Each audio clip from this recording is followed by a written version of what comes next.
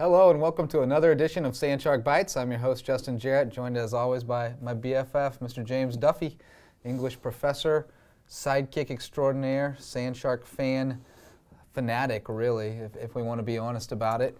And Duffy, man, do we have a lot to talk about today. We may have to extend the length of this program. May have to petition the county channel for a little more time because we have a lot to dispense with today. The spring season is upon us. We have to do like an edited version with just web content, like the Daily Show does when their interviews go long.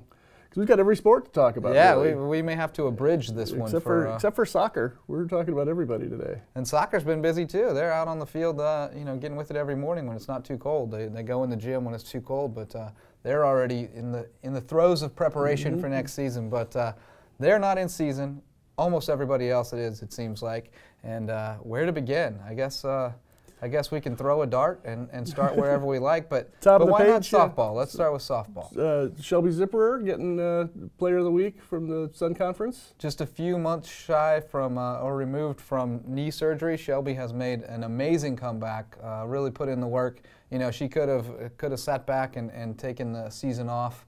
Gotten a medical hardship and come back for another year, but she's one of those original Sand Sharks, one of the 9 who came in as freshmen to start this program. She wasn't about to miss having her senior year with her senior class and worked so hard to get back on the field and paying off in a big way. She went 5 for 8 up at Bruton Parker on Friday. A couple more run rule wins for USCB. She had 8 RBIs in 2 games, 9 innings. Every game has been by mercy rule.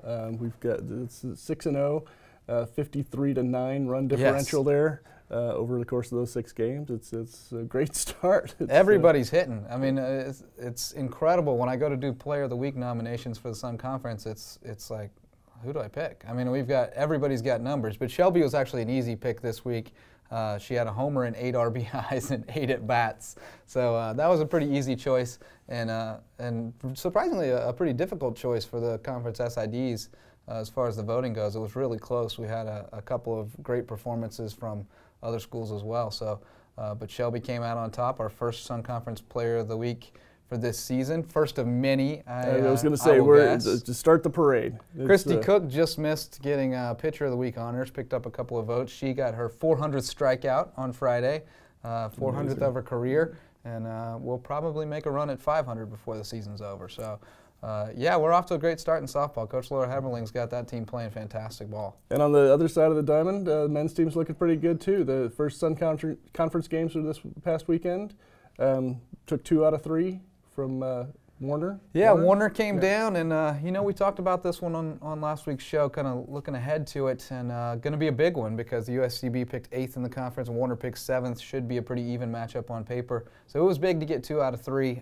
We'd obviously love to get the sweep, but lost our 7-game winning streak in Game 1 on Saturday. But then to come back and win Game 2 was really good. Take the series and at this time of year, it feels like every weekend gets a little bit bigger. We've got St. Thomas coming in now on Friday and Saturday. Finished 3rd in the conference, right on the cusp of the top 25, and just a team that we just don't like very much, and they don't like us very much. We played a couple times in the opening round here in 2012, have seen a lot of each other over the years, obviously being in the Sun Conference. And there's a little bit of rivalry there. It should be some good baseball this weekend. We're seeing injuries starting to sprout up a little bit, getting a little worried. We don't have that much depth to use. McLean Hart's. McLean roughed up his shoulder. Shoulder sliding back into first. Saw him this morning. He hasn't met with the orthopedist yet to get the full diagnosis, I guess, or prognosis, but got his arm in a sling. It's not his throwing arm is the only good thing, but he probably won't be swinging the bat for a little while. Probably not doing pinch running either. Needs to work on the dive back to first before he does any more pinch running. Maybe he gets a little lesson from Alex Bonilla trying to slide head first into Fair first enough. a couple of weeks ago. I did catch that last Friday night on the county channel. We reran that game, and I tuned in just in time to see Bonilla come up about 3 feet short. But at last Friday's game, it was great to see some of our graduated veterans come out. Soup Campbell and Ben Sauls was out there. Yeah. Soup laid down the accusation that Sauls was the one pitcher who hit him more than any other during batting practice. Sauls denied it entirely, but So we had to put him in his place. But yeah, off to a great start. 10-2 overall, 2-1 in the conference. If we can take 2 out of 3 this week, then we'll be on to something because those guys from St. Thomas are always tough.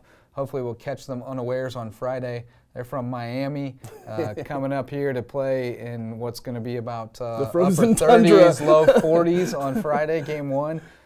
Maybe they won't be prepared for that. It's going to be beautiful on Saturday and Sunday, but Friday going to be a little on the chilly side. So moving down the list, who's next? Golf? Moving on down the list. How about men's golf? We'll start with men's golf. Sure. Men's golf, another tournament in the books. First one as a team event. Finished 3rd out of 17 teams down at Sea Island, Coastal Georgia Invitational. Brad Curran with a really strong showing. Finished 6th. Brad's always one of my favorite guys to talk to, and I love when he plays well on the golf course. And he had a really solid couple of days down there. 6th place finish in a really strong field. USCB came in 3rd, ranked 13th in the nation. The top 2 were the host Coastal Georgia, ranked 4th nationally, and Johnson & Wales ranked 6th. So a really good field down there and a good showing by the men. Yeah, I just picture Curran wearing a hockey helmet anyhow with a kind of mullet sticking out the back. He is a hockey player. I have joked with him that in conversation with him I get the feeling maybe he's had a few concussions. A couple of shots to the head here and there. He's a smart kid, but he's just a little out there sometimes. I guess that's the Canadian in him. That's a little something. About two-thirds of American equivalency there. Loses some of the exchange rate. And the women, even better than the men, came in. They did lose the streak, which we'll talk about later with Coach Alexis Bennett. Graciously came on in spite of not winning their 3rd consecutive tournament. But they came in 2nd, had a rough time on the course, but were able to hold it together and come in 2nd. And Franzi Noach, our freshman from Germany, with the individual title, her first collegiate win. So really great for them to salvage something out of a tough couple of days, and I know they'll come back better the next time they hit the links. Another nice piece of hardware here early in the spring semester. We're starting to bring some home. It's great. Yeah, we've got a brand new trophy case over in the new rec center, and it is filling up quickly. You're going to need another one soon. So. We're going to have to put another one next to it. So if you know anyone looking to unload however much a trophy case costs or a trophy case, send it our way. We can fill it up for you. And if you're making donations to the university, I still got the jug of change going on the desk trying to raise $170 for a new javelin for the track and field team. He brought a full jug to my office, so I can vouch that this man can collect some change. The jug does work. Nobody's business. Have the softball and baseball players roll up some change to start that foundation account for the proposed new baseball and softball stadium that we'd like to have built here. My planned opening day about a year ago, I picked February 2nd, 2017 to be the opening day of the new ball field. That's 2 years away. I'm not going to count us out. I'm not going to count us out yet. I'm not either. I got a couple $100 in change sitting making the magic happen. Jug. We're going to make the magic happen. We just got to plant the seed. My change jars are the yeast that helps raise the dough.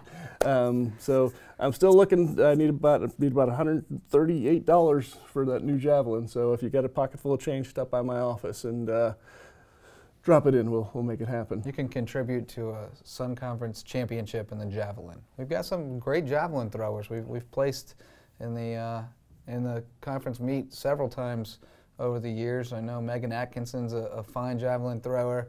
On the men's side, Nathan Wagner's a good one. So yeah, we've got some good javelinas, we've decided to call them. And if you contribute to that, we'll keep up that great tradition of javelin throwing. And there's been a lot of excitement in the throwers too, throwers and putters. They've talked about the team that we've got built there and how strong they're looking both physically and mentally in putting things and throwing things out there as best they can. But if we can give them a little extra so they don't have to keep walking after it. They can really put that shot. Can't really play catch with a javelin either. You gotta throw and then go get it yourself. I think Coach Kimball is willing to scholarship a javelin catcher, though. If anyone is interested, you do need to have your own health insurance.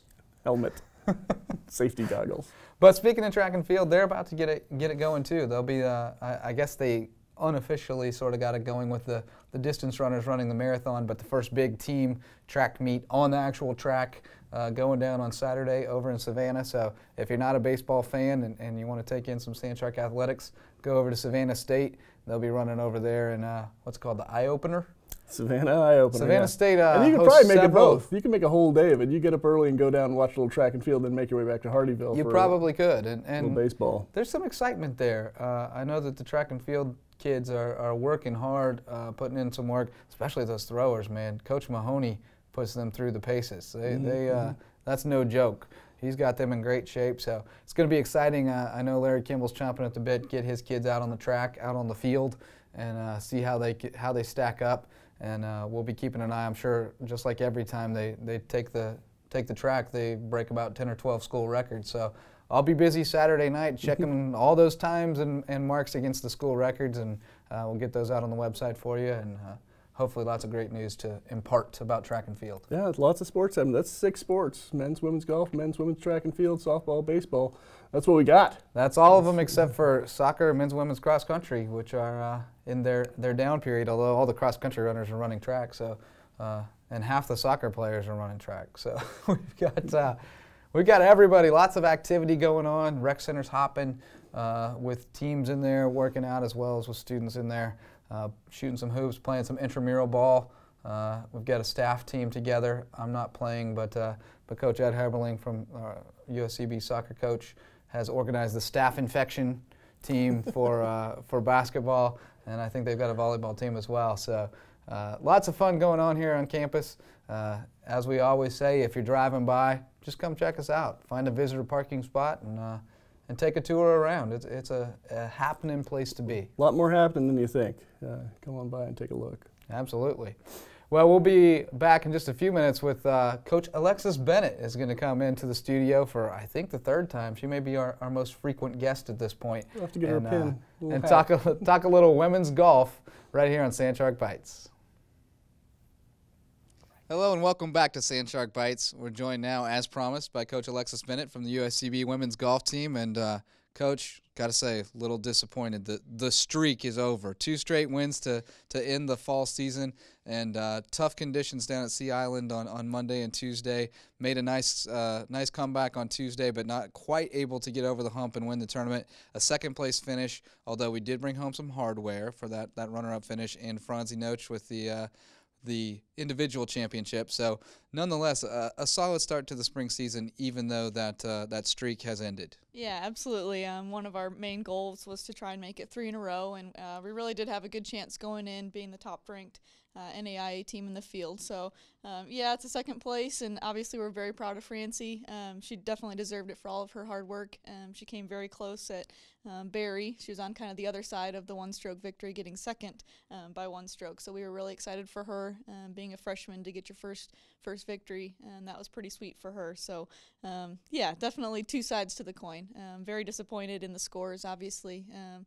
We could have had a much better showing, and the girls know it, and I know it. So 2nd place, to get 2nd with kind of your worst game is obviously very good. We talk a lot about minimizing the damage. Golf is a game of misses. There's no throwing a perfect game or having a perfect on base percentage. There's nothing like that in golf. You can always do better. You can always shave a stroke here, a stroke there. So to get 2nd with some of our worst scores of the season was, kind of impressive.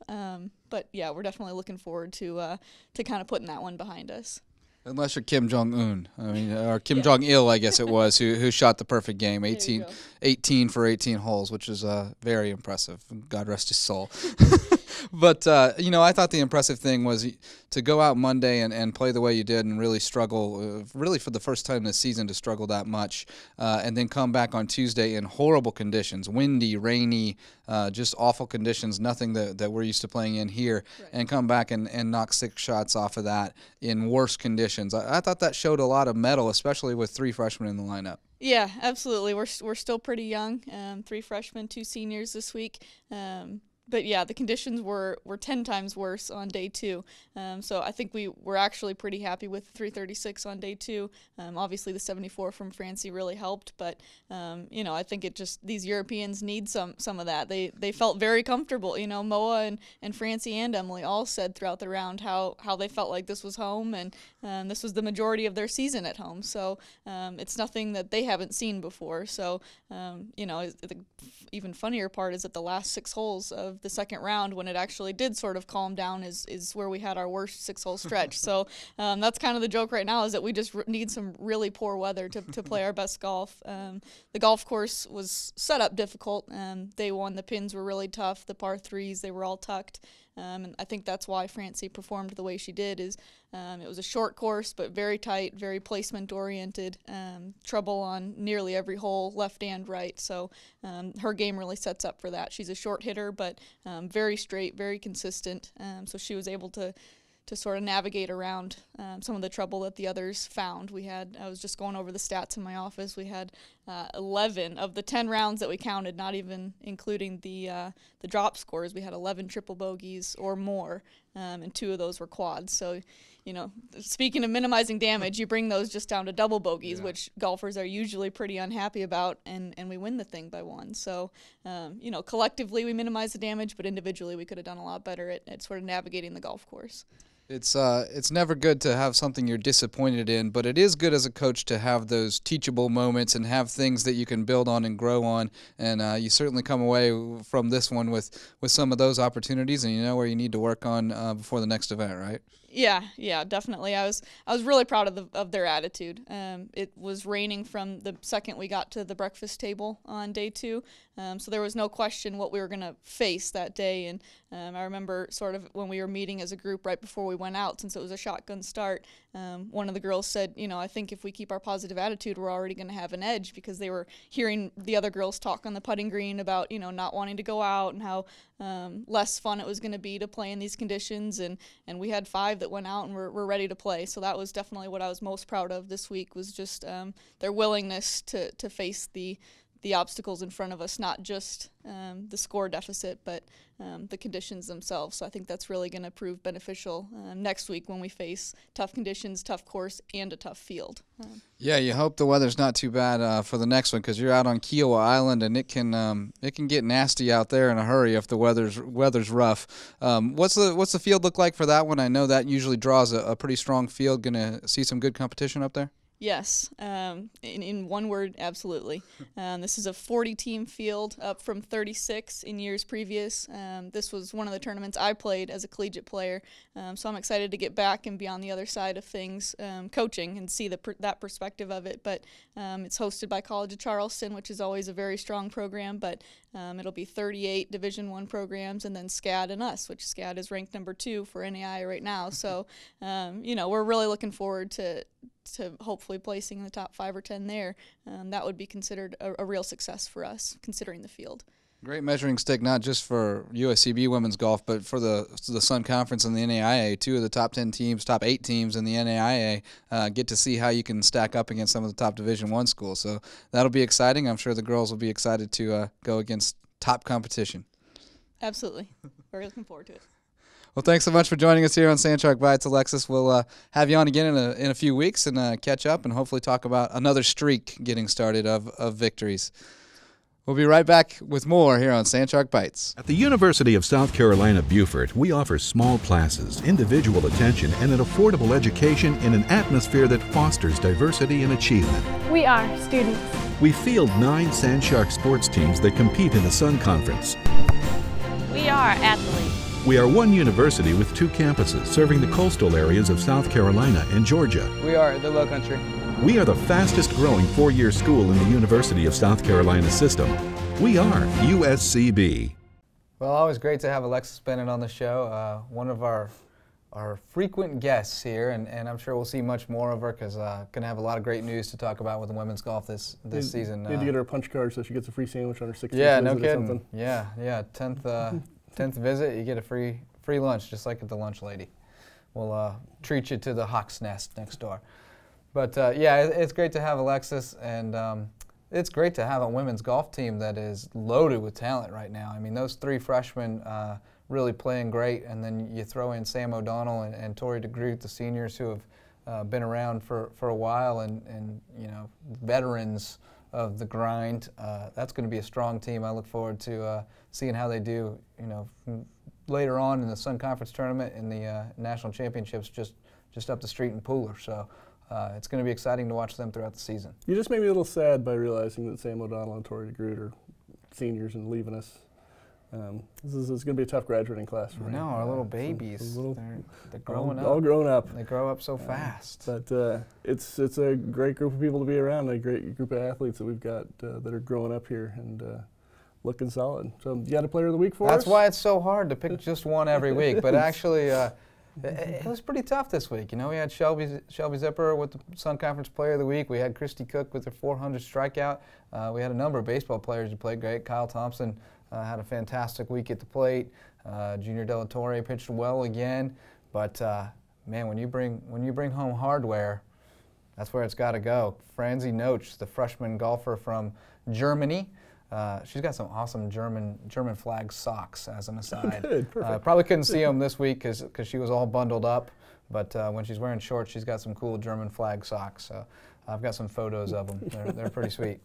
But Franzi, fantastic finish. You know, she had a second place finish back in the fall. Came really close, a one shot off the lead, and pulled out the one-shot victory yesterday. And I don't think we got into it with Coach Bennett, but her 74 on Tuesday, just to give you an idea of how good that was in those conditions, the next best score in the field was an 80. So 6 shots better than the next best player in the field. Just a fantastic round by Franzi, avoiding trouble, being smart out there in tough conditions, and that's what it's going to take for USCB to put together what we hope will be its best finish in program history. 7th in the nation is the best we've done so far, and I have high hopes that this team can do better, and it's just going to take more rounds like that. Amen, brother. Well, that's going to do it for us for another week of Sand Shark Bites. We thank you for joining us, whether it's on YouTube or on the County Channel, our new home, and we thank the folks at the County Channel for making that possible. We'll be back with another episode next week, and we will see you then. Until then, keep those fins up.